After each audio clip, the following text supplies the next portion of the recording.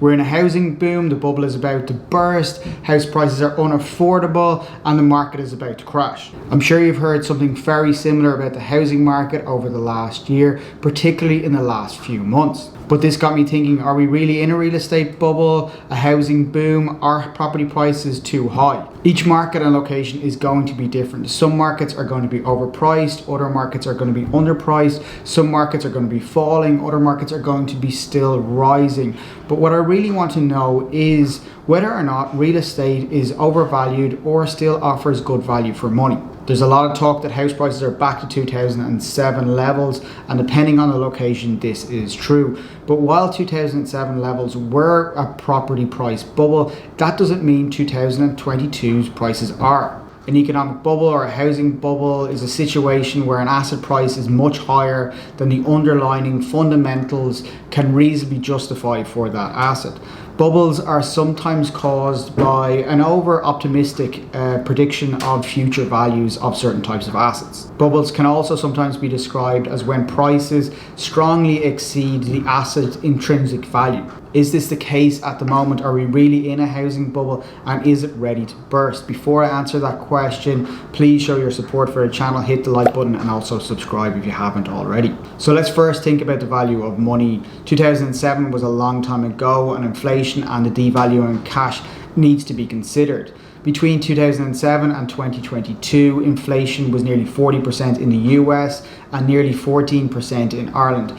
So the value of cash is a lot less now than it was in 2007. Based on standard goods and services price increases and taking into account inflation, one could make the case that property values should be higher now than they were in 2007, or that property prices are more reasonable now than they were in 2007. Since 2007 and even since 2019, billions of new money has been printed by central banks all over the world, providing more cash into the markets, which is creating the inflation that we're all seeing today, but also drove up asset values in 2020 and 2021. The majority of asset values are considerably higher than they were in 2007. The stock market is up nearly 200%, gold is up about 40%, and if real estate is only now hitting 2007 levels, one could make the case that real estate has underperformed compared to other asset types. In 2007, we were clearly in a property bubble. Lots of people could see it. Lots of people in the industry could see it. Lots of people sold out at the time as well. Investment yields were so low, particularly in retail and offices, that they were barely covering interest rates. On residential investments, generally speaking, interest rate only mortgages were the only way for deals to stack up because the rent was only covering the interest rate payment and was never paying the capital down. In most development land deals that I saw in 2006 to 2007, the developers were banking on a 20% increase in house prices between the time they bought the site and the time they completed the site. This was the only way they could get the deals to stack up. Banks were lending to multiple developers at the same time, all bidding on the same site, which was driving prices up even further. That doesn't happen at the moment because private equity firms are not backing two horses within the same race. 2006, 2007 was the definition of a property bubble. Developers and buyers were far too optimistic about the future projections of real estate. So are we in a bubble now? Is 2022 the same? I personally am not seeing the same signs as I saw in 2006 and 2007. The market is completely different. Interest rates are still low enough to make a lot of investment yields still stack up from offices to residential.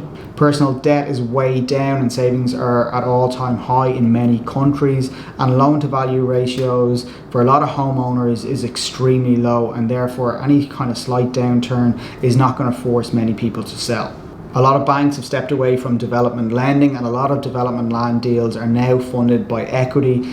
So in many cases, they can sit on the site if there is a downturn in the market and they won't be forced to sell quickly. There also hasn't been the same boom in construction that there was in 2006 and 2007, and housing output is way down.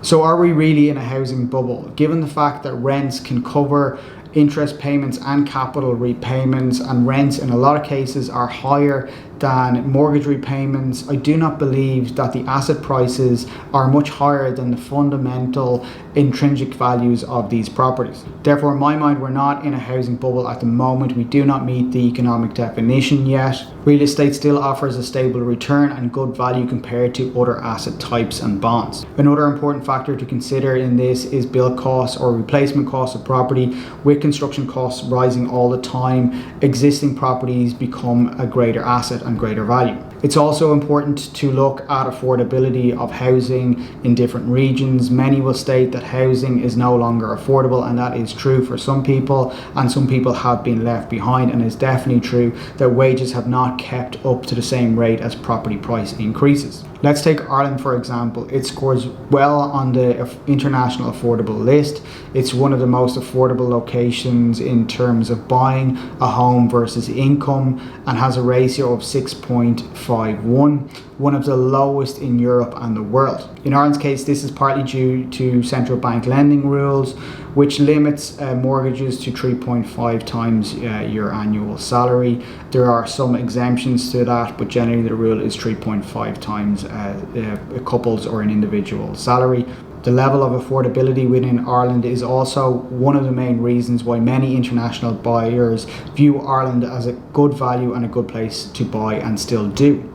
And this is a major difference compared to 2004 to 2008, as international investors stayed the hell away from Ireland because they saw it as majorly overpriced and that there was a bubble. And it is a very telling sign that the majority of the international market still see Ireland as a very good place to invest, and still see it as an affordable place to buy and hold property. The supply and demand characteristics are also completely different from 2007 as they are now. In 2007 there was a huge amount of supply actually, but there was a lot of demand from all different sectors, including a lot of speculators as well as people buying second and third homes. This is not the case now. Supply is extremely limited and demand is still quite strong. I'm not saying the market can't slow down or decrease, but a bubble would be the wrong way to describe the current housing situation that we're in at the moment in many locations. I don't believe investors are overly optimistic about the future of real estate. I don't believe they're overpaying for properties compared to other asset types and the interest rates that are available as well. I would describe the current housing market to be at the top of the curve, but I think a bubble is perhaps an overhype. For those of you who don't know me, my name is Shane Fleming. Please help support the channel by hitting that like button and subscribe button. And as always, thanks for watching.